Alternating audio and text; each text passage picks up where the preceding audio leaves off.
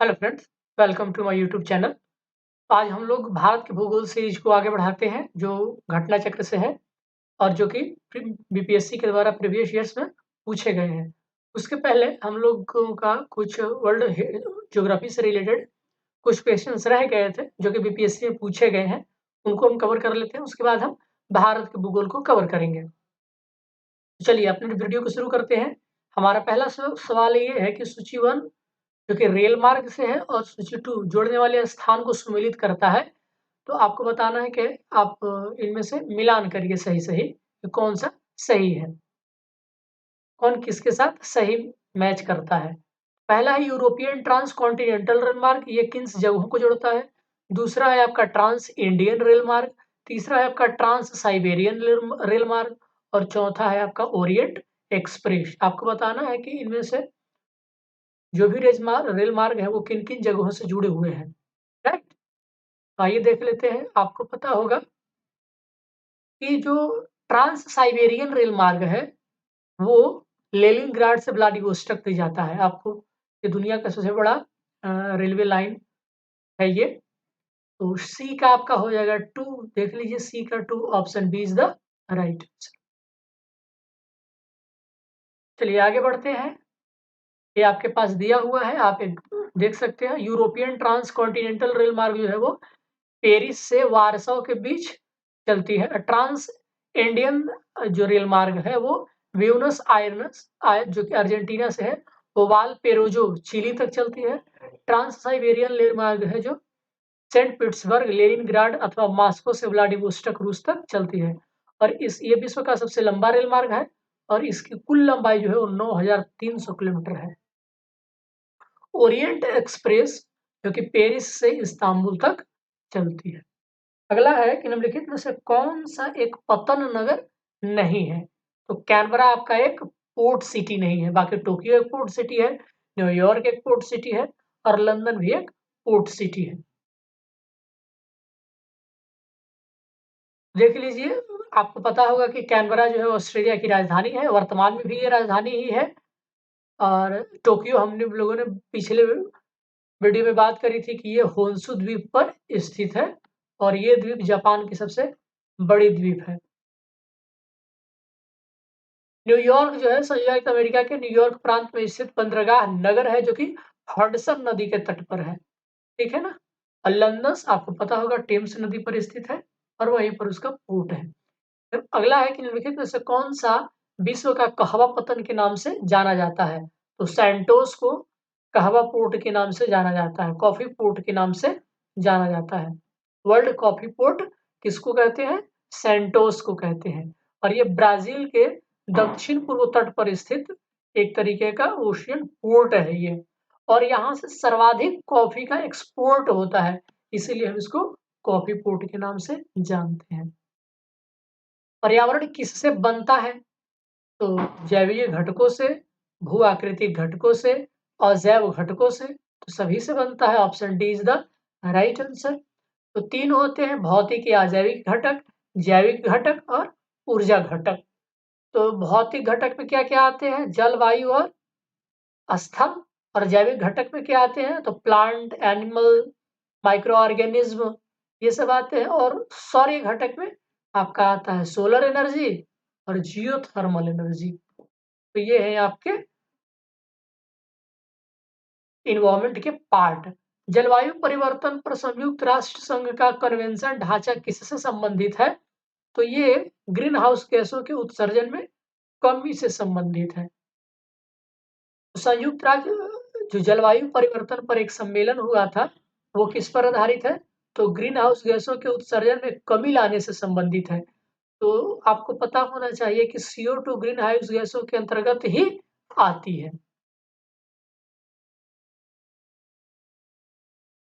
चलिए, अब हमारा यहाँ से शुरू होता है भारत का भूगोल, जिस पर कि हमारा वीडियो डेडिकेटेड है। तो सबसे पहले हम भारत के जो विस्तार है अक्षांशीय और देशांतर, उससे शुरू करते हैं। तो भारत विस्तृत है, कहाँ तक है भारत? तो 37 डिग्री 17 मिनट 53 सेकंड उत्तरी अक्षांश से लेकर के 8 डिग्री 28 मिनट उत्तरी आपका अक्षांश तक ये स्थित है। ऑप्शन डी इसका सही आंसर है। Option D is the right answer. तो इसमें से कोई एक्चुअली में आप इस क्वेश्चन को फिर से देख लेंगे।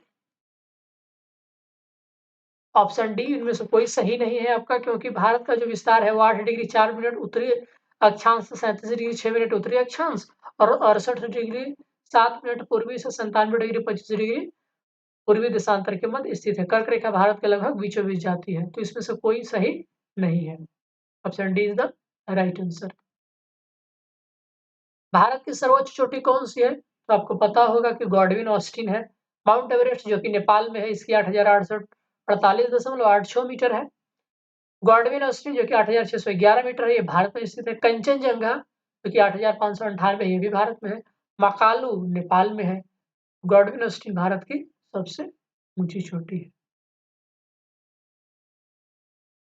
तो यह भारत के केंद्र शासित प्रदेश लद्दाख में है, और वो जो पाकिस्तान के कब्जे वाली कश्मीर है, जो कब्जे वाली जगह है, उसमें स्थित है ये।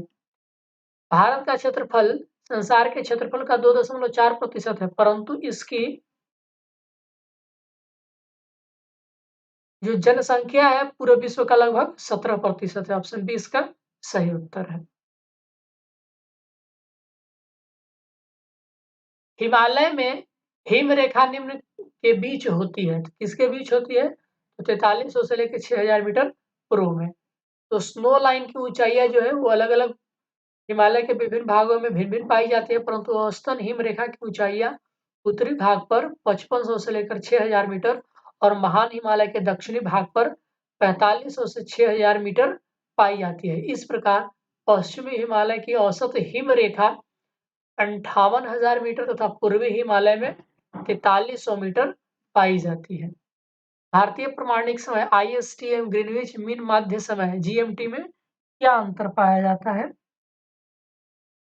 तो आपका सही उत्तर होता है 5.5 घंटे का अंतर होता है। हुंडू प्रपात कहाँ पर निर्मित है? तो ये आपका सुवर्ण रेखा नदी पर निर्मित है। हुंडू, एक्चुअली ये हुंडरू है। हुंडरू जलप्रपात सुवर्ण रेखा नदी पर होता है। हिमालय का पर्वतपदीय प्रदेश है। हिमालय का पर्वतपदीय प्रदेश कौन सा है? तो शिवालक है।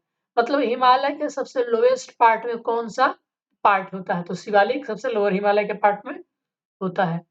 हिमालय का पर्वतपदीय प्रदेश शिवालिक श्रेणी के दक्षिणी भाग पर स्थित है। हिमालय की सबसे दक्षिणी श्रेणियां हैं। शिवालिक के उत्तरी ढाल तथा लघु हिमालय के दक्षिणी ढालों के मध्य अनेक चौरस तल वाली संरचनात्मक घाटियां पाई जाती हैं। शिवालिक श्रेणी का निर्माण कब हुआ था? तो सिनोजोइक एरा में हुआ था। Option D is the right answer.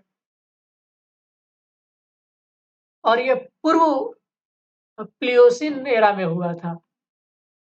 Pre प्लियोसिन era जो कि 5 से लेकर के 1.7 मिलियन वर्ष पूर्व हुआ था। भारत के अतिरिक्त प्रायद्वीपीय पर्वत निर्मित है। तो ऑप्शन डी है सेनोजोइक महाकल्प में। भारत का प्रायद्वीपीय पर्वत जो है वो सिनोजोइक एरा में आपका विकसित हुआ था। और जो हिमालय पर्वत भारत के अतिरिक्त प्रायद्वीपीय पर्वत का उदाहरण है, यानी कि हिमालय जो हो एक्स्ट्रा पेनिनसुलर एरिया में आता है। याद रखेंगे, हिमालय किसका पार्ट है? तो एक्स्ट्रा पेनिनसुलर का पार्ट है। और पेनिनसुलर रीजन कब बना था? तो सिनोजोइक एरा में बना था। छोटा नागपुर पठार क्या है? तो ये एक अग्रगंभीर है। Option A is the right answer. छोटा नागपुर पठार में विभिन्न ऊंचाइयों के पठारों का क्रम मिलता है। मध्य पश्चिमी भाग पर पाट भूमि स्थित है। इसकी अधिकतम ऊंचाई 1100 मीटर है। इस पठार के प्रत्येक भाग में आपको सोपान मिलते हैं। पठार में ढाल तीव्र स्कार्पों के रूप में पाया जाता है, तो एक अग्रगंभीर है। भारत में भू आकारों की संरचना के संदर्भ में विविध कथनों पर विचार करिए। तो संरचनात्मक दृष्टि से मेघालय का पठार दक्कन पठार का ही विस्तारित भाग है। कश्मीर घाटी की रचना एक समविहीनति में हुई है। गंगा का मैदान एक अग्रगत में हुई है। हिमालय की उत्पत्ति भारतीय प्लेट, यूरोपीय प्लेट तथा चीनी प्लेट के त्रिकोणीय अभिसरण के फलस्वरूप हुई है। तो ऊपर के 3 सही है, चौथा आपका गलत है। Option A is the right answer. आप एक्सप्लेनेशन देख सकते हैं। मेघालय का पठार जो है वो प्रायद्वीपीय पठार का आउटलियर है। यह समतल भूमि है जो भ्रंशन के कारण भारतीय उपमहाद्वीप से मालदा गैप, याद रखेंगे कौन सा गैप, मालदा गैप से अलग होती है। किससे, जो आपका भारत का प्रायद्वीपीय पठार है उससे। कश्मीर घाटी की रचना हिमालय के संभिनित में ही हुई है। स्वेस के अनुसार गंगा के विशाल मैदान की उत्पत्ति तब हुई जब प्रायद्वीप के दृढ़ भूखंड ने हिमालय के दक्षिणी प्रसार को रोका, तो हिमालय के उच्च वलयों के समक्ष अग्रगत यानी कि फोर डीप पैदा हो गया। यह अग्रगत एक विशाल भूस्या नदी की भांति था। हिमालय से निकलने वाली नदियों द्वारा निरंतर लाए गए अवसादों से यह अग्रगत धीरे धीरे भरता रहा। बाद में इसी पर विशाल मैदान का निर्माण हो गया। हिमालय की उत्पत्ति भारतीय प्लेट और यूरेशियन प्लेट की टक्कर से हुई है। चीनी प्लेट का विवरण प्लेट टेक्टोनिक सिद्धांत में नहीं मिलता है हमको। निम्नलिखित में से कौन सा मेघालय पठार का अंश नहीं है, तो भुवन की पहाड़ियां मेघालय का पठार का अंश नहीं है। बाकी गारो, खासी और जयंतिया होती है। जो आपका भुवन की पहाड़ियां हैं ये मिजो हिल्स के पार्ट होते हैं, जो कि पूर्वोत्तर हिमालय का अंग है। ठीक है ना। इल्मेनाइट जो भारतीय तटीय रेखा के साथ व्यापक रूप से वितरित है, ये किसका खनिज है, तो आपका सही उत्तर हो जाएगा टाइटेनियम का। इल्मेनाइट किसका अयस्क है, तो आपका टाइटेनियम का अयस्क है। Option B is the right answer. तो इल्मेनाइट का फार्मूला क्या होता है, FeOTiO2 एवं रूलाइट या rutile TiO2 titanium oxide. Titanium के दो प्रमुख खनिज हैं। यह खनिज भारत के तटीय क्षेत्रों में सौराष्ट्र तट को लेकर के दीघा तट के विस्तृत क्षेत्र में पाया जाता है। भारत की तट रेखा है, तो भारत की तट रेखा अगर कुल देखा जाए तो द्वीपों के साथ ये 7516.6 किलोमीटर है। अगर आपके मुख्य भूमि की बात करें तो 5400, ये आपका 22.6 किलोमीटर है, और मुख्य भूमि से दूर 2094 किलोमीटर है। तो आप देख लीजिए कोई भी आंसर इसमें से सही नहीं है। महाराष्ट्र एवं कर्नाटक में पश्चिमी घाट क्या कहलाते हैं, आपका सही उत्तर हो जाएगा सह्याद्री कहलाते हैं। तो पश्चिमी घाट को महाराष्ट्र, गोवा और कर्नाटक में सह्याद्री के नाम से जाना जाता है। इसकी औसत ऊंचाई वहां पर कितनी है, 1200 मीटर है। केरल में इसे सह पर्वतम के नाम से जाना जाता है। वह दर्रा जो सर्वाधिक ऊंचाई पर स्थित है, वो दर्रा कौन सा है, तो आपका ऑप्शन ई है। नाथुला दर्रा की सर्वाधिक ऊंचाई है आपका 14,450 फीट, जो जिला दर्रा की 11,578 फीट, रोहतांग दर्रा की ऊंचाई 13,044 फीट, खैबर दर्रा की ऊंचाई 3,510 फीट। परंतु भारत का सर्वाधिक ऊंचाई पर स्थित दर्रा यांगजी दीवान, जो कि 5,890 मीटर ऊंचा है, चूंकि इसमें कोई है नहीं ऐसा, इसीलिए option E is the right answer. हालांकि अगर पूछता कि दिए गए विकल्पों में से कौन सा सबसे ऊंचाई पर है, तो आपका हो जाता नाथुला दर्रा, ऑप्शन सी। लेकिन भारत का अगर देखा जाए तो यांगजी दीवान है, याद रखेंगे कौन सा, यांगजी दीवान, और इसकी ऊंचाई है लगभग 5,890।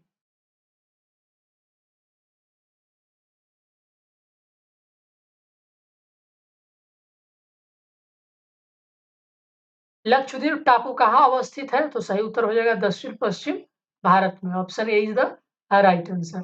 और ये 36 द्वीपों का समूह है जिसके कि 10 द्वीप पर ही केवल आबादी होती है। और लक्षद्वीप का सबसे जो ऊपरी द्वीप समूह होता है उसको एमेंदीवी कहते हैं, और दक्षिणी द्वीप समूह को मिनिकॉय कहते हैं। मिनिकॉय जो है वो अन्य द्वीपों से 9 डिग्री चैनल के द्वारा अलग होता है। कवारती लक्षद्वीप की राजधानी है, और जो कवारती द्वीप पर स्थित है। अगला निम्नलिखित में से किस राज्य में सर्वाधिक क्षेत्र वनों के अंतर्गत पाया जाता है, तो आपका सही उत्तर हो जाएगा अरुणाचल प्रदेश। हालांकि दोस्तों 2000 आपका जो 21 में 2022 जो इंडियन फॉरेस्ट रिपोर्ट आया है, इंडिया स्टेट फॉरेस्ट रिपोर्ट, उसमें सबसे ज्यादा जो आपका वन क्षेत्र है वो आपका मध्य प्रदेश में होता है। तो इसमें कोई ऑप्शन नहीं था, option D is the right answer. ठीक है ना। आप देख सकते हैं ये 2021 के डेटा के अनुसार है। तो मध्य प्रदेश सबसे ज्यादा, उसके बाद अरुणाचल प्रदेश, उसके बाद छत्तीसगढ़, उसके बाद उड़ीसा, और उसके बाद महाराष्ट्र। निम्नलिखित में से किस पहाड़ी पर पूर्वी घाट पश्चिमी घाट से मिलता है, सबको पता होगा ये नीलगिरी पहाड़ी होती है। और नीलगिरी पहाड़ी को ब्लू माउंटेन के नाम से भी जाना जाता है। इसकी सर्वाधिक ऊंची दोदा बेट्टा है जिसकी ऊंचाई 2637 मीटर है। कन्याकुमारी से सटी पहाड़ियां कौन सी है? तो कन्याकुमारी से सटी पहाड़ियां कार्डेमम हिल्स हैं, कार्डेमम की पहाड़ियां हैं। तो पश्चिमी घाट पर्वत हिमालय के बाद दूसरी सबसे लंबी पर्वत श्रेणी है। इसकी लंबाई लगभग 1500 किलोमीटर है। इसे सह्याद्री के नाम से भी जाना जाता है। नीलगिरी पहाड़ी एक स्थलीकृत घाट है जहाँ पूर्वी घाट एवं पश्चिमी घाट पर्वत मिलते हैं। नीलगिरी का सर्वोच्च शिखर दूधा बेट्टा है जो दक्षिण भारत का दूसरा सर्वोच्च शिखर है। दक्षिण भारत का सर्वोच्च शिखर अन्नामुड़ी और अन्नामलई पर्वत चोटी है। यह नीलगिरी के दक्षिण में है। अन्नामलई के दक्षिण में कार्डेमम की पहाड़ियां हैं जो कन्याकुमारी के नजदीक स्थित है। क्षेत्रफल के क्रम में भारत के 3 बड़े राज्य आपको बताना है कि कौन-कौन से हैं। सबसे बड़ा राजस्थान, उसके बाद मध्य प्रदेश और उसके बाद Maharashtra. Option A is the right answer. तो भील जाति कहाँ पर पाई जाती है? सही उत्तर है आपका महाराष्ट्र में पाई जाती है। भारत में जनसंख्या के अनुसार तीसरा एवं क्षेत्रफल में 12वां राज्य कौन सा है? तो आपका बिहार है। अगला यह कि निम्नलिखित में से किस जनजाति और राज्य की कौन सी जोड़ी सही नहीं है? भील गुजरात में पाया जाता है? नहीं, अभी हमने देखा ये महाराष्ट्र में पाया जाता है। गद्दी हिमाचल प्रदेश, कोटा तमिलनाडु, टोडा केरल। तो इसका जो आंसर है वो आपका ऑप्शन डी, डी आपका टोडा केरल में। तो भील गुजरात और महाराष्ट्र दोनों में पाए जाते हैं।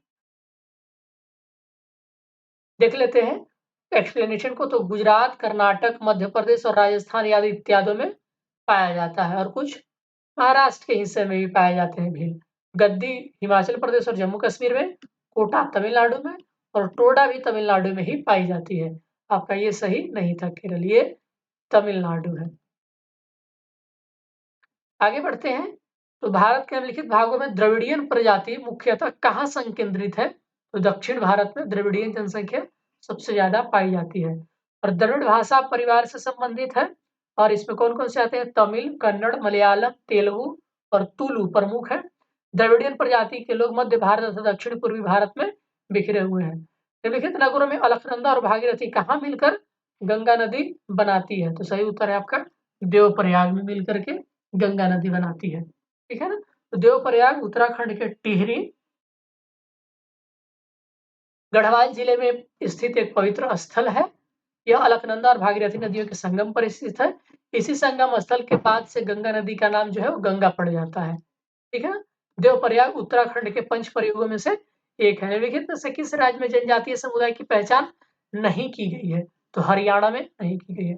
भारत में यारलुंग जांगबो नदी किस नाम से जाना जाता है? तो ब्रह्मपुत्र नदी के नाम से जाना जाता है। और जो यारलुंग जांगबो नदी है, ये तिब्बत में कहा जाता है ब्रह्मपुत्र नदी को।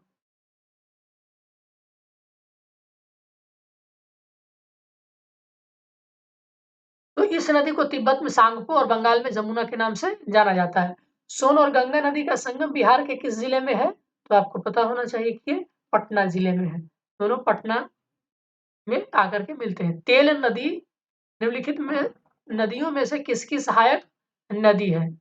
तो तेल नदी महानदी की प्रमुख सहायक नदी है। तो कोई ऑप्शन नहीं है इसमें, option E is the right answer. यह उड़ीसा राज्य की प्रमुख नदी है।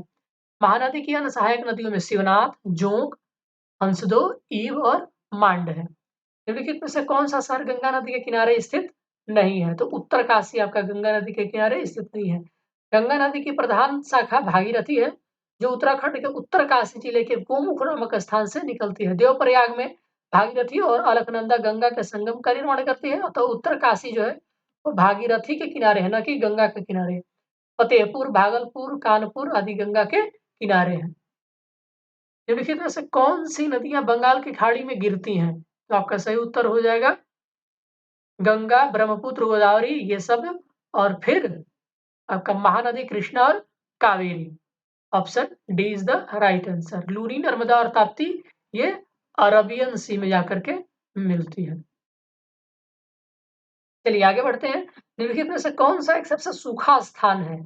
तो लेह, तो ये आपका कोल्ड डेजर्ट जैसा है। क्या है? कोल्ड डेजर्ट की तरह है।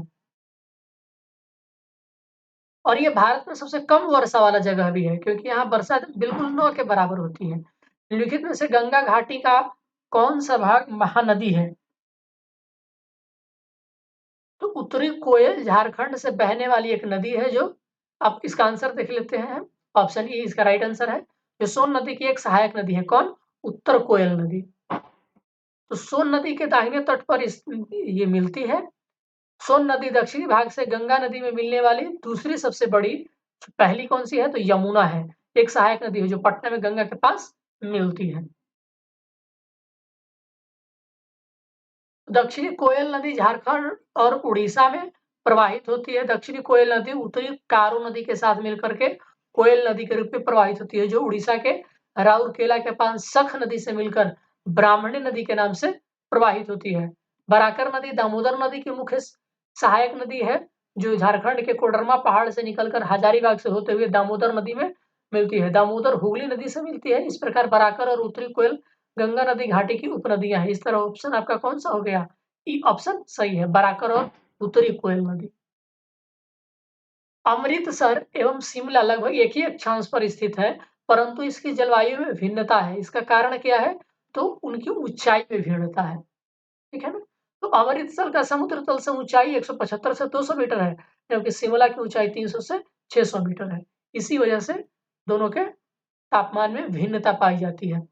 तो भारत की सर्वाधिक वर्षा मुख्यतः प्राप्त होती है, किससे प्राप्त होती है? तो दक्षिण पश्चिम मॉनसून से प्राप्त होती है। Option C is the right answer.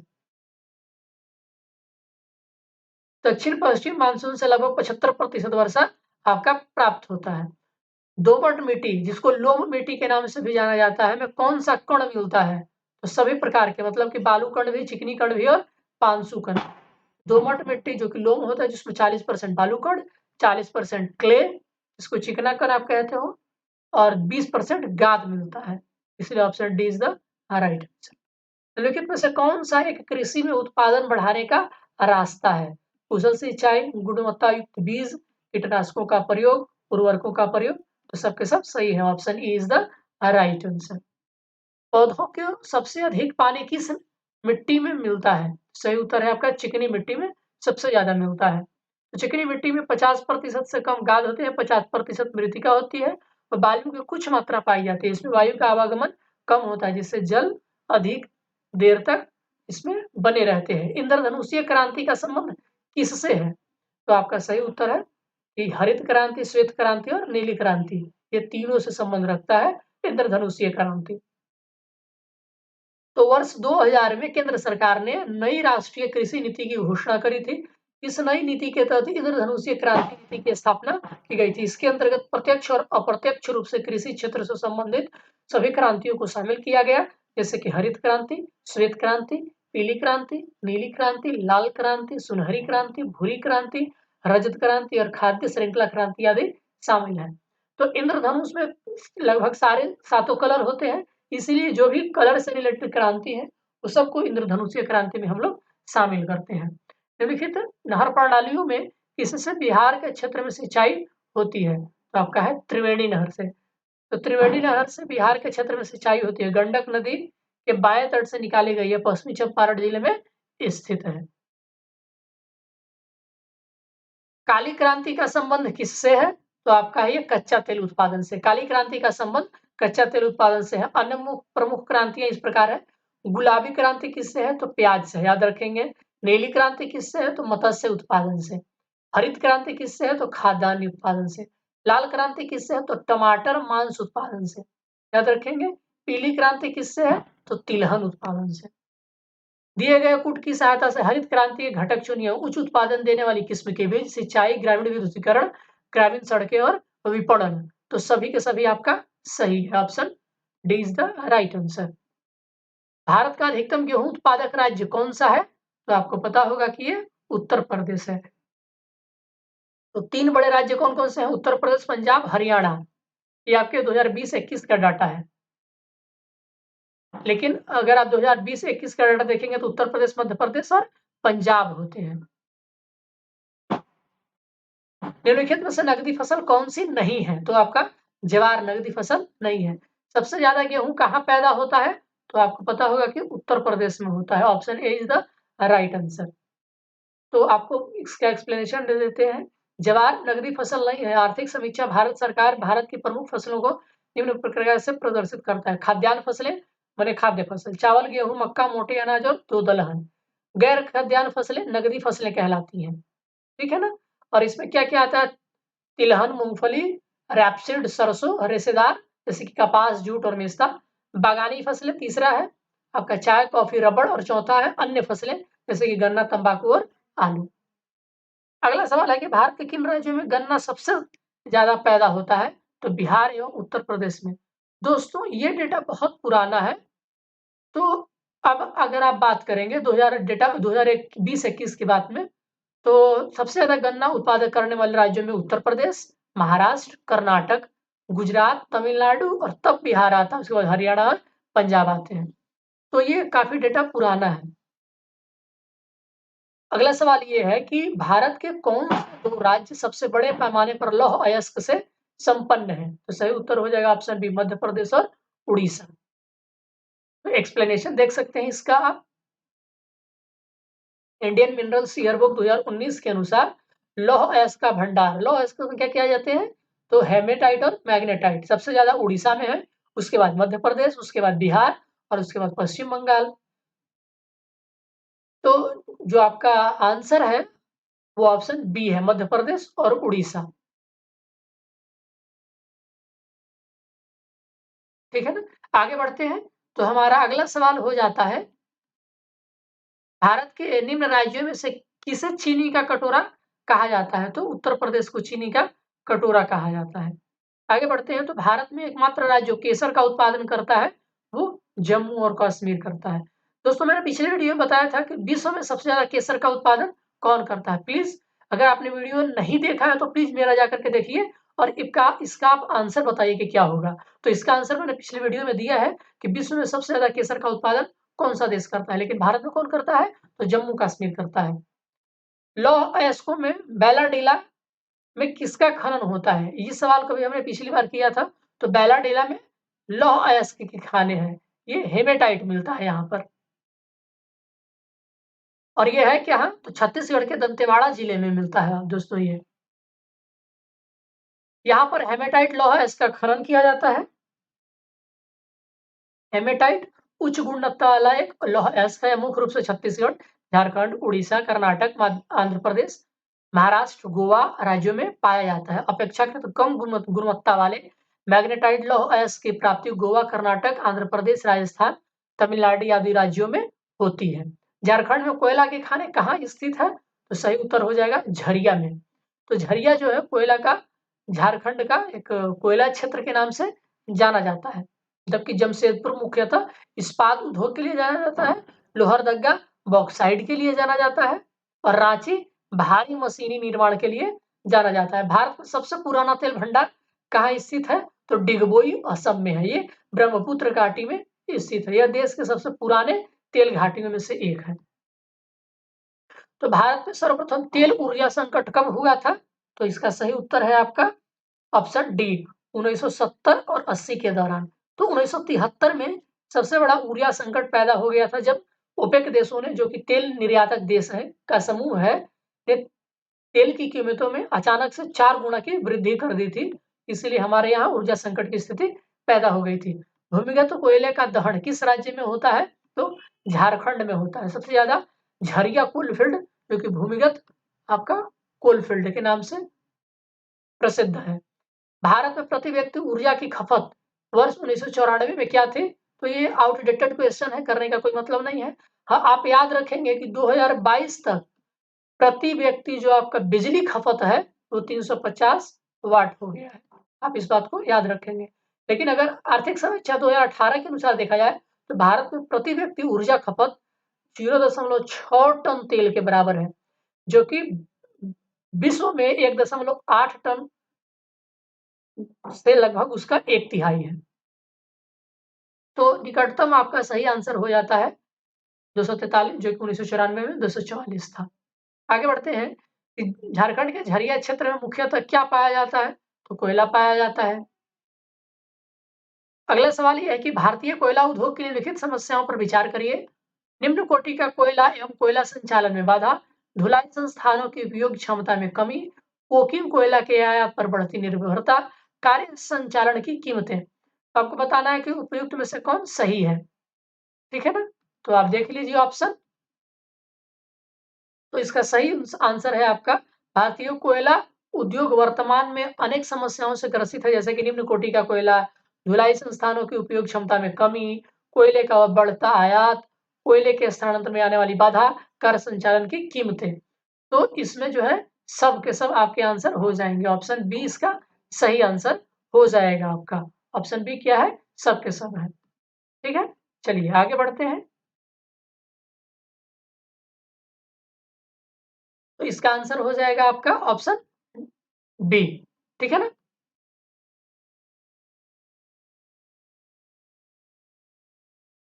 चलिए अगला सवाल ये है आपका, किन राज्यों में से कौन सा राज्य भारत में सर्वाधिक ऊर्जा का उत्पादक देश है?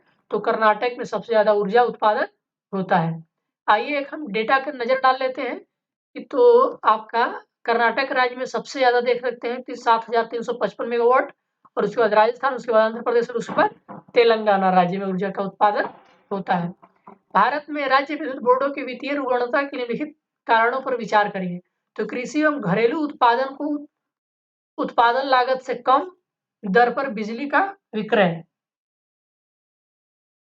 प्रसारण एवं संवितरण हानियां काफी ज्यादा होती है, राज्य विद्युत बोर्डों के लिए वाणिज्यिक स्वायत्तता में कमी, राज्य सरकारों ने राज्य विद्युत बोर्डों के माध्यम से सामाजिक परिदान नीतियों को क्रियान्वित किया है। तो इसका आंसर जो है वो आपका ऑप्शन बी है, सब के सब ये सब समस्या के कारण है आपके। आप एक्सप्लेनेशन देख सकते हैं, बहुत ही आसान है। टिस्को संयंत्र किसके नजदीक स्थित है? तो ये आपका सही उत्तर हो जाएगा टाटा नगर का TISCO, Tata iron and steel company limited, जो कि टाटा स्टील की एक बहुत ही प्रमुख इस्पात कंपनी है। ये टाटा नगर जमशेदपुर स्थित कारखाने के पास, पहले तो ये जमशेदपुर के पास स्थित है, और इसकी स्थापना जो है 1907 ईस्वी में की गई थी। बिहार में डालमिया नगर किसके लिए प्रसिद्ध है? रेशम के लिए, या सीमेंट के लिए, या आपके पास ऑप्शन है चमड़ा उद्योग के लिए, या फिर जूट के लिए। तो डालमिया नगर जो है वो सीमेंट के लिए काफी फेमस है। ऑप्शन बी इसका राइट आंसर है। इसके अतिरिक्त यहाँ पर चीनी, कागज, केमिकल आदि भी चीजों का प्रोडक्शन होता है। निम्नलिखित में स्थानों में से कहाँ तांबा उद्योग स्थापित है? तो खेतड़ी राजस्थान का तांबा के लिए बहुत ही फेमस है। यह राजस्थान के झुंझुनू जिले में स्थित है। यह तांबा उद्योग के लिए प्रसिद्ध है। यहाँ तांबा के कई खाद्यान्य पाई जाते हैं। हिंदुस्तान कॉपर लिमिटेड के अधीन यहाँ कॉपर प्रोजेक्ट चलाया जा रहा है, जबकि तारापुर परमाणु ऊर्जा, टीटागढ़ कागज उद्योग एवं रांची इंजीनियरिंग उद्योग के लिए प्रसिद्ध है। राजस्थान राज्य का खेतड़ी बेल्ट किसके लिए प्रसिद्ध है? तो सही उत्तर हो जाएगा ऑप्शन ए, तांबा खनन के लिए प्रसिद्ध है। राजस्थान राज्य का खेतड़ी बेल्ट तांबा उत्पादन के लिए प्रसिद्ध है। यह राजस्थान राज्य के झुंझुनू जिले में स्थित है। भारत में तांबा धारवाड़ शिलाओं के रंध्रों में पाया जाता है। भारत में शीर्ष ताम्र अयस्क का भंडार क्रमशः राजस्थान, झारखंड और मध्य प्रदेश राज्य में है। वर्ष 2018-19 में तांबे का उत्पादन सर्वाधिक मध्य प्रदेश, राजस्थान और झारखंड में हुआ है। स्वर्णिम चतुर्भुज क्या है? तो स्वर्णिम चतुर्भुज योजना आपको पता होगा कि राष्ट्रीय राजमार्ग को जोड़ने वाली एक परियोजना थी, जो कि 2001 में शुरू किया गया था। भारत का 40% सड़क परिवहन होता है, तो ये आपका होता है राष्ट्रीय राजमार्ग से। तो डेटा बहुत पुराना है, डेटा को आपको जाने की जरूरत नहीं है। करंट डेटा के लिए आप इकोनॉमिक सर्वे 2022 को पढ़ें, इसके लिए यहाँ पर डेटा जरूरी नहीं है। भारत में सर्वप्रथम दूरभाष किस वक्त प्रभावित शुरू किया गया था? तो भारत में 1850 ईस्वी में सर्वप्रथम टेलीग्राम सेवा की शुरुआत हुई थी कोलकाता और डायमंड हार्बर के बीच। 1881 ईस्वी में इंग्लैंड की ओरिएंटल टेलीफोन कंपनी लिमिटेड ने भारत में कलकत्ता, बॉम्बे, मद्रास, अहमदाबाद और कराची में टेलीफोन एक्सचेंज स्थापित किए थे। 28 जनवरी 1882 को टेलीफोन सेवा की औपचारिक स्थापना की गई थी। तो इसीलिए इसमें से कोई ऑप्शन आपका सही नहीं है। निम्न हिमालय पर्वत श्रेणियों में से किस पर्वत श्रेणी को अटल टनल पार करती है? तो आपका सही उत्तर हो जाएगा पूर्वी पीर पांजाल को ये पार करती है। इसकी आधारशिला जो है वो 2002 में अटल बिहारी वाजपेयी के द्वारा रखी गई थी, और 3 अक्टूबर 2020 को रोहतांग, हिमाचल प्रदेश में प्रधानमंत्री मोदी ने अटल टनल का उद्घाटन किया था। तो ये सामरिक दृष्टि से आपका बहुत ही इंपॉर्टेंट है। ये लाहौल स्पीति घाटी को जोड़ती है और कहाँ पर है? तो पीर पांजाल, आपका पूर्वी पीर पांजाल हिमालय में ये स्थित है। पाट अंचल यानी कि पाट रीजन कहाँ अवस्थित है? तो सही उत्तर है आपका ये झारखंड में अवस्थित है। ये छोटा नागपुर प्रदेश में है और ये ऊंची पहाड़ी शिखरों के लिए जाना जाता है। छोटा नागपुर पठार का अधिकांश भाग आपको झारखंड राज्य में ही मिलता है। झुमरी तलैया रेडियो पर गीतों की फरमाइश के लिए प्रसिद्ध है। ये किस राज्य में स्थित है? तो ये झारखंड में स्थित है झुमरी तलैया। ये कोडरमा जिले में आता है और ये अविभाजित बिहार का, चूंकि उस वक्त बिहार विभाजित हुआ था इसीलिए ये सवाल पूछा गया है। निम्नलिखित नंबर की राजधानी ट्रेनों में कौन सी एक अधिकतम दूरी तय करती है? तो आपका सही उत्तर बी है। ये 12431 त्रिवेंद्रम सेंट्रल जो है ये अधिकतम दूरी तय करती थी। भारत की सर्वाधिक तीव्र गति से चलने वाली ट्रेन गतिमान एक्सप्रेस है। क्षेत्रफल के अनुसार निम्नलिखित राज्यों का सही आरोही क्रम क्या है? तो क्षेत्रफल के अनुसार आपका कौन सा हो जाएगा? सबसे पहले 3 मध्य प्रदेश, उसके बाद 4 उत्तर प्रदेश, उसके बाद 1 आपका हो जाएगा आंध्र प्रदेश और उसके बाद Bihar. Option D is the right answer. Madhya Pradesh ये देख सकते हैं, उत्तर प्रदेश ये देख सकते हैं, आंध्र प्रदेश और फिर उसके बाद बिहार। कुरियर सेवा से प्रतिस्पर्धा के लिए भारतीय डाक विभाग ने द्रुत डाक सेवा का आरंभ कब किया था? ये 1986 ईस्वी में किया था। ठीक है ना? चलिए आगे बढ़ते हैं।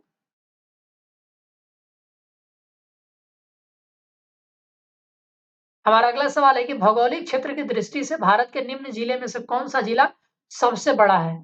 तो आपको पता होगा कि सबसे बड़ा जो है वो कच्छ है।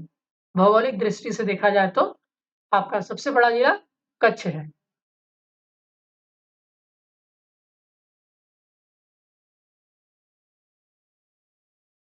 आप देख सबसे बड़ा जिला लेह है लद्दाख, क्योंकि इसमें नहीं है इसीलिए ऑप्शन आपका कच्छ हुआ है। उसके बाद कच्छ आता है गुजरात का, उसके बाद जैसलमेर राजस्थान, उसके बाद बाड़मेर राजस्थान। ठीक है ना? चलिए आगे बढ़ते हैं। तो असम कुल मिलाकर कितने राज्यों एवं केंद्र शासित क्षेत्रों से घिरा हुआ है? तो सही उत्तर हो जाएगा आपका ऑप्शन बी 7।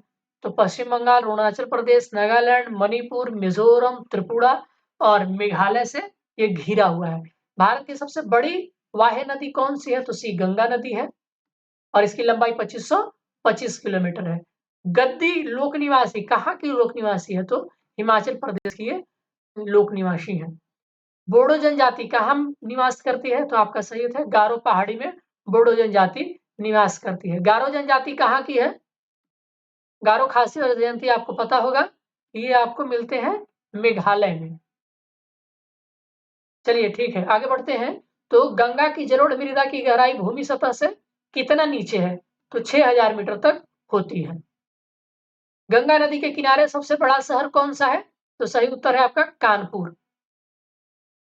तिब्बत में मानसरोवर झील के पास किस नदी का स्रोत है? वह है तो आपका उपयुक्त सभी।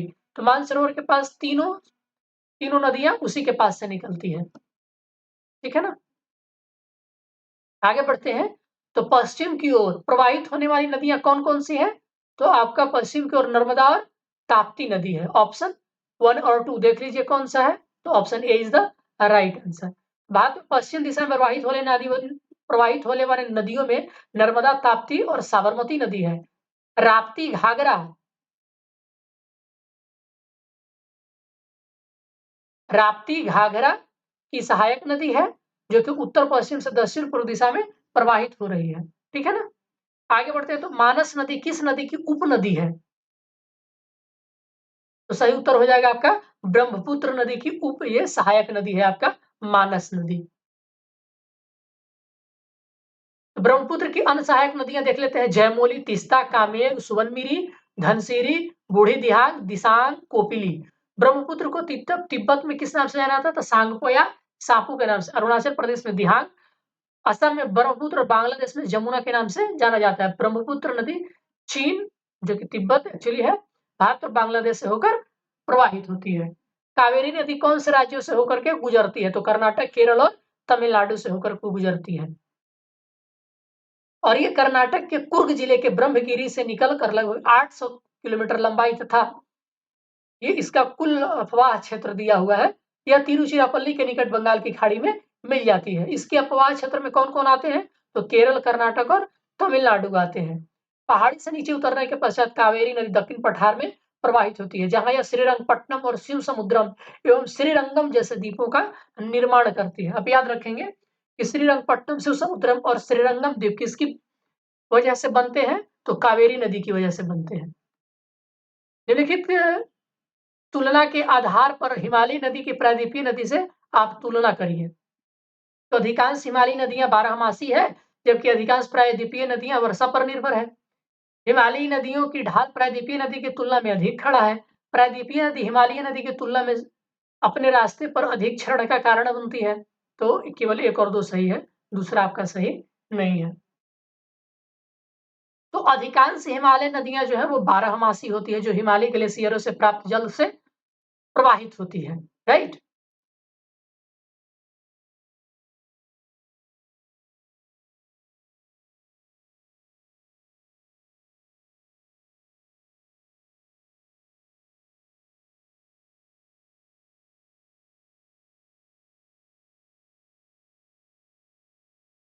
जबकि अधिकांश प्रायद्वीपीय नदियां वर्षा पर निर्भर है।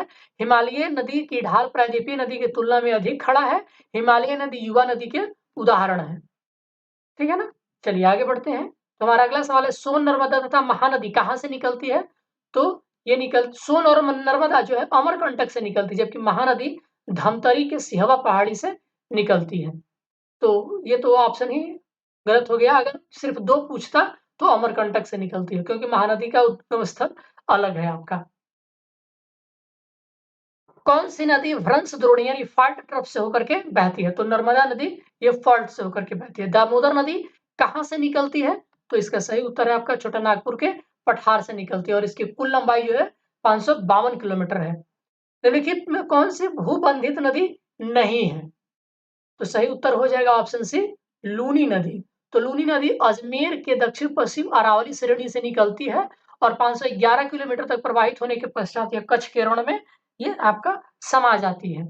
अतः इसका संपर्क समुद्र से नहीं हो पाता है, ठीक है ना? और बाकी सारी नदियां समुद्र में मिलती हैं। निम्नलिखित नदियों में सबसे अधिक नदी पथ परिवर्तन यानी कि मैक्सिमम शिफ्टिंग ऑफ कोर्स किसका है? तो कोसी नदी का है। आम्रवर्षा यानी कि मैंगो शॉवर है, क्या है? तो कर्नाटक एवं केरल में अप्रैल महीने में तड़ित झंझावात के साथ होने वाली वर्षा को चेरी ब्लॉसम कहते हैं, जबकि मई महीने में होने वाली वर्षा को आम्र वर्षा कहते हैं, क्योंकि इस वर्षा से आम के फल पकने लगते हैं। बंगाल एवं असम के अप्रैल माह में होने वाली तड़ित झंझावात के साथ वर्षा को काल वैसाखी के नाम से जाना जाता है। तो इसमें कोई ऑप्शन आपका सही नहीं है।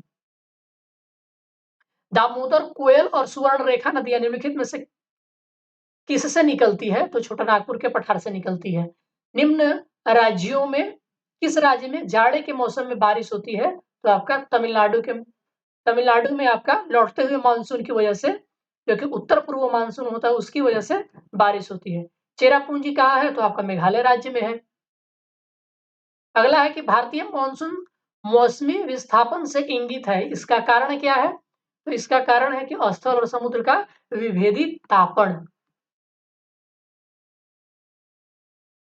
भारतीय मानसून मौसमी विस्थापन वाला है, जिसकी दिशा 6 माह तक जाड़े में उत्तर पूर्व से पश्चिम तथा शेष 6 माह तक ग्रीष्म में दक्षिण पश्चिम के उत्तर पूर्व बहती है। इस मानसून हवाओं की उत्पत्ति तापक्रम में भिन्नता के कारण होती है या अन्य किसी कारण से इस पर पर्याप्त मतभेद है। इसके लिए दो नियम प्रतिपादित किए गए हैं, तापीय संकल्पना और दूसरा जो थ्योरी दिया गया है वो नवीन संकल्पना है। तो नवीन संकल्पना के अनुसार मानसूनी हवाओं की उत्पत्ति वायुदाब और हवाओं की पेटियों के खिसकाव के कारण होती है। इस संकल्पना का पहली बार प्रतिपादन फ्लॉन नामक विद्वान ने किया था, ठीक है ना? और जो आपका तापीय संकल्पना है, मतलब तापीय थ्योरी जो है, वो मानसून की उत्पत्ति स्थल एवं जल के असमान संगठन एवं उसके गर्म होने एवं ठंडा होने के विरोधी स्वभाव के कारण होती है, अर्थात इस पर सूर्य के उत्तरायण और दक्षिणायन का पर्याप्त प्रभाव होता है। चलिए अब आपको मिलान करना है कि बाढ़, भूकंप, सूखा और चक्रवात ये किससे किससे रिलेटेड है। तो सही उत्तर है आपका option B. Option B is the right answer, यानी कि ए का 3। उत्तर प्रदेश और बिहार ये बाढ़ से प्रभावित क्षेत्र है। आपका उत्तर प्रदेश और बिहार बाढ़ से प्रभावित क्षेत्र है। और आपका भूकंप हिमालय के जो निचले इलाके हैं उसमें सबसे आता है। अगर सूखा की बात करें तो मध्य पूर्व भारत होता है, और चक्रवात की बात करें तो ये आपका झारखंड और उत्तरी उड़ीसा चक्रवात से रिलेटेड है। रेगुर नाम क्या है? तो रेगुर जो है काली मिट्टी का एक नाम होता है। मृदा अपरदन को कैसे रोका जा सकता है? तो वन आवरण के द्वारा रोका जा सकता है। करेवा मृतिका जो जफरान केसर का एक स्थानीय प्रकार है कि उत्पादन के लिए उपयोगी है। ये कहाँ पाई जाती है? तो ये कश्मीर हिमालय में, जिसको कि करेवा घाटी के नाम से भी जाना जाता है। ये करेवा मिट्टी जिसको उदूर भी कहती है उसमें उपजाई जाती है। यह ताजे जल के द्वारा जमा की गई मिट्टी है। गंगा के मैदान को किस रूप में वर्णित किया गया है? तो जियोसिंक्लाइन के तौर पर इसको वर्णन किया गया है। तो गंगा के मैदान का निर्माण मुख्यतः जो है हिमालय पर्वतमाला निर्माण प्रक्रिया के तीसरे चरण में हुआ है। रेगढ़ यानी रेगुर क्या है? तो रेगुर काली मिट्टी का नाम है। गंगा के मैदान की पुरानी कछारी मिट्टी क्या कहलाती है? तो बांगर कहलाती है। और बांगर का जो रंग होता है वो होता है पेल रेडिस ब्राउन, यानी कि पीला रक्ताभ भूरा। रेगुर मिट्टी सबसे ज्यादा कहाँ पाई जाती है? तो महाराष्ट्र में पाई जाती है। निम्नलिखित से कौन सी मिट्टी नदियों के द्वारा निर्मित है? तो जलोढ़ मिट्टी नदियों के द्वारा निर्मित होती है। भारत के कुल भौगोलिक क्षेत्र में वन क्षेत्र का क्या प्रतिशत है? तो सही उत्तर है आपका 20.7%। दोस्तों ये वाला डेटा काफी पुराना है। अब ये आंकड़ा बढ़ करके जो 2021 का इंडियन स्टेट फॉरेस्ट रिपोर्ट है वो आपका हो गया है 23%। याद रखेंगे। ये 24 आप यहाँ डेटा देख सकते हैं 24.62% हो गया है। लेकिन अगर आप बात करेंगे वनावरण की तो 21.71% है। ठीक है ना। बिहार में वनावरण कितना है? 7.84% है। ठीक है। और कुल टोटल वनावरण और वृक्षावरण मिला करके आपका 24% है पूरे देश में। ये देश का डेटा है। ये लेटेस्ट डेटा है इंडिया फॉरेस्ट रिपोर्ट 2021 के अनुसार। समस्त विश्व में तेंदुओं की सर्वाधिक आबादी भारत में है। इसकी अनुमानित संख्या कितनी है? तो ये दोस्तों डेटा पुराना है। 2018 के अनुसार इसका जो डेटा है वो 12,000। ये वाला डेटा इसमें नया है। क्वेश्चन में जो डेटा दिया गया है सब पुराने हैं। तो 12,852 है ये, इसीलिए कोई आंसर हम नहीं दे सकते इसमें। अगला सवाल यह है कि भारत में किस राज्य का सर्वाधिक क्षेत्र घने पतझड़ वाले जंगल से घिरा है? तो मध्य प्रदेश जो है डेसिडुअस फॉरेस्ट से सबसे ज्यादा घिरा हुआ है। अगला है आपके पास स्टेटमेंट है, आपको आंसर देना है। वर्ष 1991 2001 के दशक में जनसंख्या की वृद्धि दर लगभग 21%। 91 की अपेक्षा 2001 इसमें पुरुष और महिला साक्षरता का अंतर बढ़ गया। 2001 की जनगणना के अनुसार देश में 35 ऐसे बड़े नगर हैं जिनमें कुल नगरीय जनसंख्या के लगभग 48% जनसंख्या निवास करती है। वर्ष 1991 की जनसंख्या ने अनुत्पादक उपभोक्ताओं की संख्या में कमी का संकेत दिया है। तो सही उत्तर है 1 और 4। ठीक है ना। आगे बढ़ते हैं। प्रतिशत जो है अधिकतम वन क्षेत्र, प्रतिशत अधिकतम वन क्षेत्र है मैंने पर वन प्रतिशतता सबसे ज्यादा किस में है? तो प्रतिशत के अनुसार अगर देखा जाए तो मिजोरम में सबसे ज्यादा वन होता है, वो भी 85.83%। भारत के किस राज्य में वन्य जीव अभ्यारण्य सबसे अधिक संख्या में? कर्नाटक, तमिलनाडु या फिर महाराष्ट्र या मध्य प्रदेश? तो सबसे ज्यादा संख्या जो है वो महाराष्ट्र में है।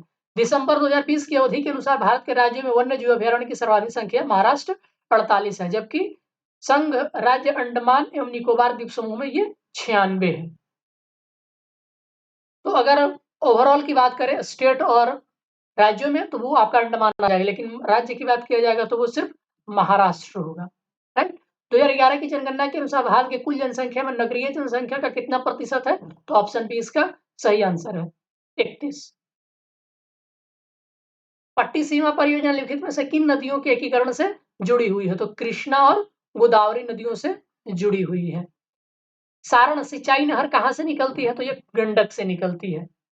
तो गंडक नदी परियोजना के अंतर्गत गंडक नदी पर त्रिवेणी घाट के पास 740 मीटर लंबा बैराज बनाया गया है, जिससे कुछ नहरें निकाली गई हैं, जिसे सारण में सिंचाई किया जाता है। ठीक है ना।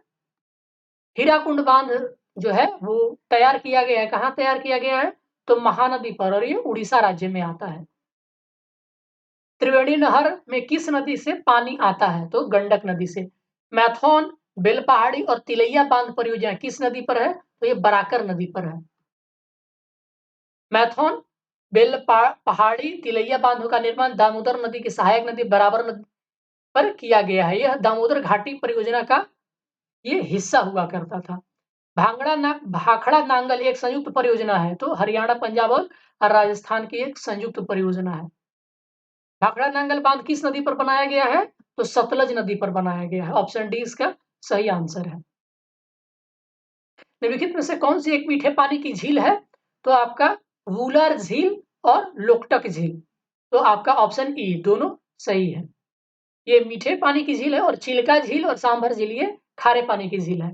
किस नदी पर शिव समुद्रम जलप्रपात स्थित है? तो कावेरी नदी पर है। भारत में कौन सा कृषि वित्त एग्रीकल्चरल फाइनेंस स्रोत नहीं है? तो ये सब है। ये आपका ऑप्शन डी राइट आंसर। स्वतंत्रता की प्राप्ति के बाद भारत ने सर्वाधिक प्रगति किसमें की है? चावल के उत्पादन में, पटसन के उत्पादन में, दालों के उत्पादन में, गेहूं के उत्पादन में? तो गेहूं के उत्पादन में सर्वाधिक प्रगति की है। ठीक है। कृषि युग्म पैदावार का आशय को उगाने से है, तो इसका उत्तर विभिन्न मौसमों पर 2 फसल उगाने से है। युग्म पैदावार का मतलब है डबल क्रॉसिंग, तो इसका डबल क्रॉसिंग का मतलब होता है विभिन्न मौसमों पर 2 फसल उगाना, साथ ही एक भूमि पर 2 या 2 से अधिक फसल उगाना। ये कॉम्प्लेक्स एग्रीकल्चरल का एग्जाम्पल है। प्रमुख खाद्य फसल कौन सा है? तो आपका चावल एक प्रमुख खाद्य फसल है। आगे बढ़ते हैं। तो भारत में द्वितीय हरित क्रांति के संबंध में कौन सा कथन सत्य है? तो इसका लक्ष्य हरित क्रांति से पूर्व में ही लाभान्वित हो चुके क्षेत्रों में गेहूं एवं चावल के उत्पादन में वृद्धि करना है। इसका लक्ष्य हरित क्रांति से अब तक लाभान्वित न हो सकने वाले राज्यों में बीज पानी उत्पादक उर्वरक तकनीक पर विस्तार करना। इसका लक्ष्य हरित क्रांति के प्रारंभ में प्रयुक्त हो चुकी फसलों को छोड़कर अन्य फसलों के उत्पादन में वृद्धि करना है। इसका लक्ष्य पशुपालन, सामाजिक वानिकी तथा मत्स्य के साथ शस्य उत्पादन का समाकलन करना है। इसका सही उत्तर है आपका ऑप्शन डी 2 और 4। ठीक है। आगे बढ़ते हैं। तो भारत के चावल के कटोरे के क्षेत्र का नाम बताएं। तो ये कृष्णा गोदावरी डेल्टा होता है। भारत के चावल के कटोरे कृष्णा गोदावरी डेल्टा ही क्षेत्र को कहा जाता है। ये आंध्र प्रदेश के अंतर्गत आते हैं। आंध्र प्रदेश के कुल कृषि क्षेत्र का लगभग 29% भाग पर चावल होता है। लगभग 2/3 चावल खरीफ फसलों के अंतर्गत बोया जाता है। चावल के प्रमुख उत्पादक क्षेत्र में तेलंगाना का रायलसीमा है, जो कृष्णा गोदावरी डेल्टाई क्षेत्र में स्थित है। खेती के अंतर्गत क्षेत्र के अनुसार भारत में सबसे महत्वपूर्ण खाद्य फसल कौन सी है? तो आपका हो जाएगा चावल भारत का प्रमुख खाद्य फसल है। और चावल की खेती लगभग 31.6 मिलियन हेक्टेयर कृषि क्षेत्र पर किया जाता है। नगदी फसल में निम्नलिखित में से कौन सम्मिलित नहीं है? तो नगदी फसल में से आपका गेहूं नहीं आता है। गेहूं खाद्यान्न फसल आता है। तो नगदी फसलों में गन्ना, कपास, जूट, तंबाकू, तिलहन ये प्रमुख हैं। अगला सवाल है कि भारत में कौन सी फसल सर्वाधिक क्षेत्र में बोई जाती है? तो मूंगफली। ऑप्शन ए इसका सही आंसर है।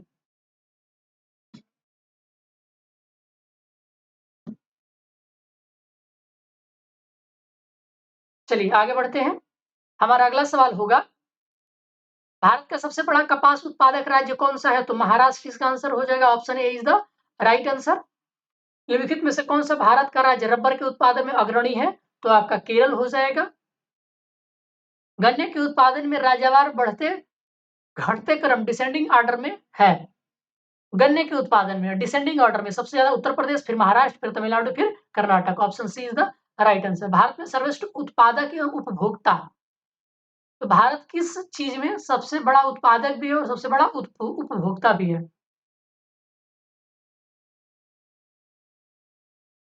तो 1994 में विश्व में चाय एवं दाल में भारत सबसे बड़ा उत्पादक भी था और उपभोक्ता देश भी था। लेकिन 2020 के आंकड़ों के अनुसार भारत विश्व में चाय का दूसरा बड़ा उत्पादक और सबसे बड़ा उपभोक्ता है। वहीं दूसरी तरफ भारत दाल के उत्पादन एवं उपभोग में प्रश्नकाल से वर्तमान तक अग्रणी बना हुआ है। इसीलिए उपयुक्त अंतर दाल होगा। ठीक है, ऑप्शन डी। शुष्क भूमि के लिए सर्वाधिक उचित फसल कौन सी होती है? तो आपका मूंगफली होती है। दिए गए विकल्पों में शुष्क भूमि के लिए सर्वाधिक उचित फसल आपका मूंगफली है। यह शुष्क प्रदेशों वाली फसल है। गेहूं जो है शीतोष्णकटिबंधीय ऋतु में होती है। गन्ना एक उष्णकटिबंधीय फसल है। ठीक है ना।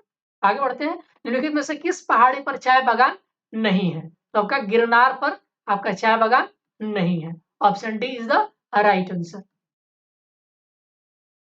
कानन देवन पहाड़ियां भारत के केरल राज्य के इडुक्की जिले में स्थित है। यह क्षेत्र मुनार हिल स्टेशन के पास अवस्थित है। मुनार क्षेत्र में लगभग 1870 के दशक में चाय बागानों की शुरुआत हुई थी। नीलगिरी दक्षिण में अवस्थित पश्चिमी घाट का एक प्रमुख क्षेत्र है। नीलगिरी चाय भारत की सबसे विशिष्ट चाय में से एक है। भारत का दार्जिलिंग मुख्यतः चाय उत्पादन के लिए प्रसिद्ध है, जो सिक्किम राज्य के दक्षिण में पश्चिम बंगाल राज्य में अवस्थित है। गिरनार पर्वत गुजरात राज्य में स्थित है। यहाँ चाय बागानों का विकास नहीं होता है, मतलब नहीं हुआ है। भारत का सबसे बड़ा रबर उत्पादक देश कौन सा है? तो आपका केरल हो जाएगा। Option C is the right answer. लगभग 75%। और ये होता है एर्नाकुलम, कोट्टायम, कोझिकोड और कोल्लम जिले में। निम्न में से कॉफी उत्पादक देशों में सबसे कौन सा क्षेत्र कर्नाटक में नहीं है? तो पुलनेज आपका नहीं है। कुर्ग, चिकमगलूर और बाबा बुदन गिरी की पहाड़ी, ये सब कर्नाटक में है और ये सब कॉफी के लिए मशहूर है। तो भारतीय कॉफी बोर्ड के अनुसार कर्नाटक के चिकमंगलूर, कोडाकू और हासन, केरल के वायनाड, त्रावणकोर और नेल्लियम पेथीस एवं तमिलनाडु के पुलनेज, नीलगिरी, सेवरोय, अन्नामलई कॉफी उत्पादन के लिए प्रसिद्ध है। बाबा बुदन गिरी की पहाड़ी जो कि कर्नाटक में है, जहां भारत में सर्वप्रथम कॉफी के पौधे रोपे गए थे। निम्नलिखित में से भारतीय राज्य में लौह अयस्क उपलब्ध नहीं है? तो पंजाब में नहीं है। तो लौह अयस्क आप देख सकते हैं भारत में कहाँ कहाँ है। तो उत्तर पूर्वी, मध्य भारत, प्रायद्वीपीय भारत और अन्य क्षेत्र। उत्तर पूर्वी में झारखंड और उड़ीसा, मध्य भारत में मध्य प्रदेश, छत्तीसगढ़ और महाराष्ट्र, प्रायद्वीपीय भारत में कर्नाटक और गोवा और अन्य क्षेत्र जैसे कि आंध्र प्रदेश, राजस्थान, केरल, गुजरात आदि, हरियाणा, पश्चिम बंगाल सम्मिलित है। भारत अपनी आवश्यकता से अधिक उत्पादन कौन सा करता है? तो चाय करता है। Option A is the right answer. Bharat के किस राज्य में चांदी उपलब्ध होती है? तो इंडियन मिनरल्स ईयरबुक 2020 के अनुसार भारत में चांदी के प्रमुख उत्पादक राज्य राजस्थान और कर्नाटक हैं। तो कोई ऑप्शन नहीं है ये इसमें। भारत का सर्वाधिक पटसन उत्पादन कहाँ होता है? तो जूट का सर्वाधिक उत्पादन आपका पश्चिम बंगाल में होता है। तो भारत में कुल 9.6 मिलियन गांठ जूट एवं मेस्ता उत्पादन होता है, जिसमें से लगभग 7.61 मिलियन गांठ और जूट मेस्ता उत्पादन अकेले पश्चिम बंगाल करता है। दूसरे स्थान पर कौन सा है?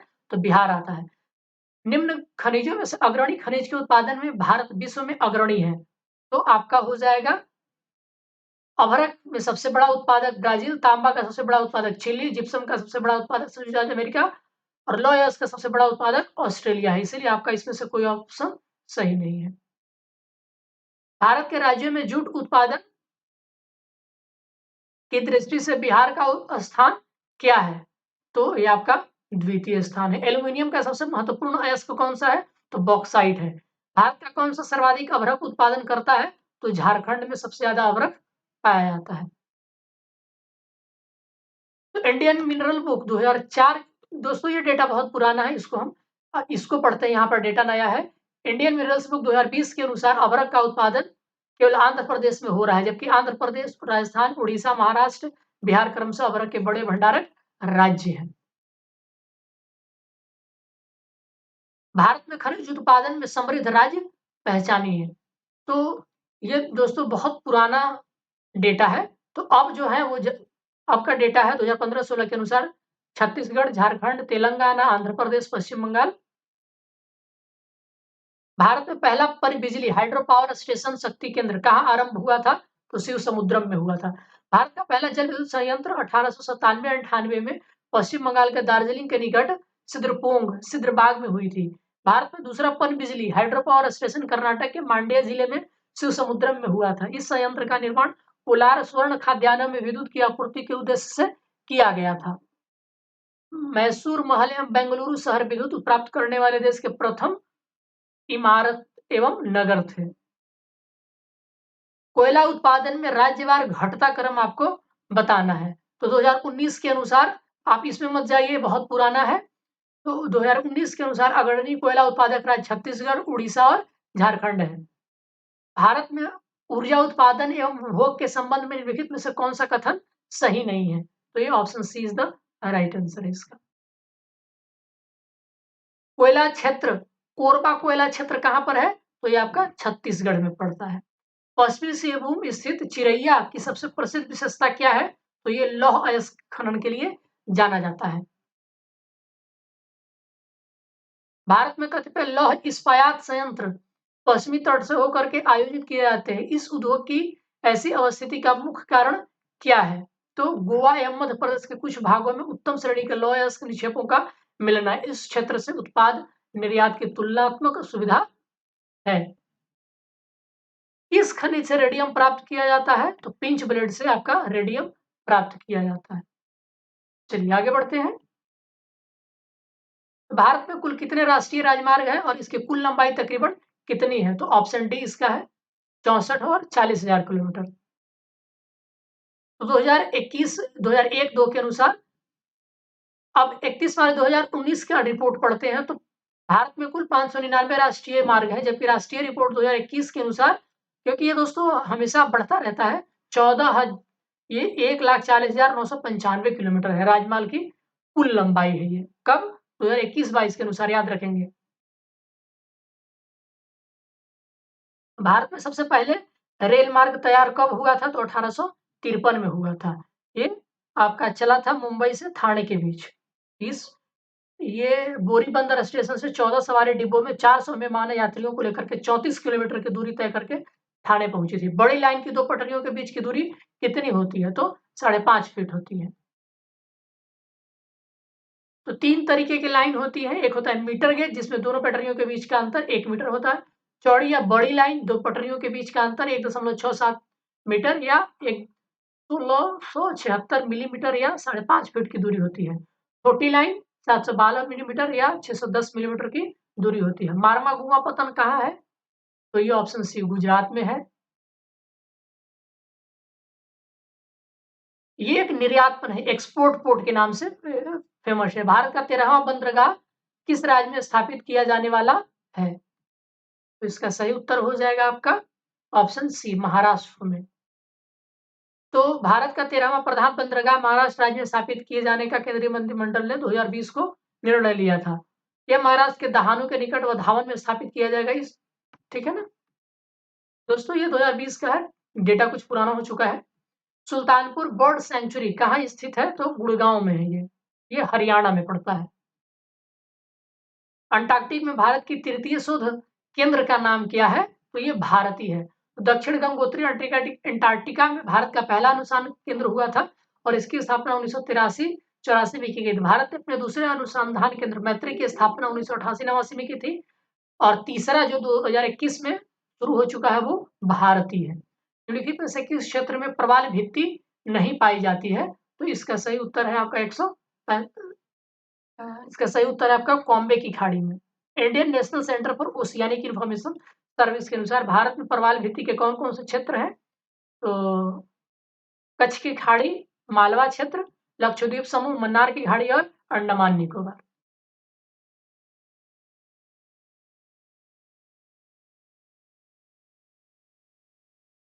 तो दोस्तों ये रहा हमारा भारत का भूगोल से रिलेटेड डेडिकेटेड वीडियो, जिसमें हमने चर्चा किया कि भारत के भूगोल से बीपीएससी के द्वारा पिछले कई वर्षों में जो जो सवाल पूछे गए थे उनको कवर किया। तो आपको ये वीडियो कैसा लग रहा है प्लीज हमें कमेंट करके बताइए और अपना सुझाव देना ना भूलिए। वीडियो देखने के लिए आप सबका बहुत बहुत शुक्रिया। मिलते हैं आपको नेक्स्ट वीडियो में, तब तक के लिए आप सबका धन्यवाद।